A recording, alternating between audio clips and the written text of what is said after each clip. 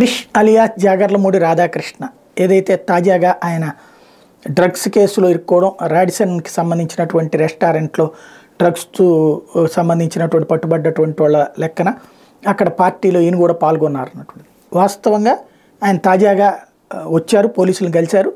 పోలీసులు ఆయన బ్లడ్ ఆ శాంపిల్స్ అవి తీసుకున్నారు కాబట్టి అది టెస్ట్కి పంపిస్తారు. ఇది ఒక ఆస్పెక్ట్, ఆయన డ్రగ్స్ తీసుకున్నారు లేదా. ఇప్పుడు ఈ సినిమా వాళ్ళ దాంట్లో ఏం కనబడుతుందంటే డ్రగ్స్ తీసుకుంటే బాధితుడు అవుతారు కానీ అక్రమార్కుడు అవరు, అంటే డ్రగ్స్ అమ్మినోడు అవడు, అంటే నేరస్తుడు అవరు.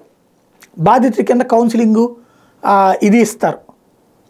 అదే డ్రగ్స్ అమ్మితే కనుక క్రిమినల్ అవుతారు. ఇప్పుడు కృష్ణని మీడియా ఫోకస్ చేస్తుంది క్రిమినల్ కోణంలో, అతను ఏదో డ్రగ్స్ అమ్ముతున్నాడు అన్న కోణంలో.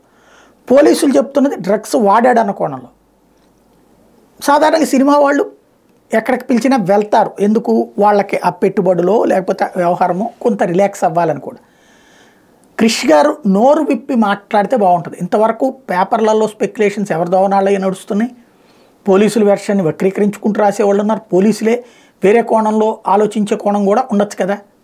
అయితే క్రిష్ కంటూ మంచి అభిమానులు ఉన్నారు, క్రిష్ అంటే గౌరవించే వాళ్ళు ఉన్నారు. వాళ్ళు ఇది నమ్ముతారా నమ్మరా అంటే నమ్మేవాళ్ళు ఉంటారు, నమ్మరోళ్ళు ఉంటారు. కానీ ఆయన వెర్షన్ ఆయన చెప్పాలి కదా.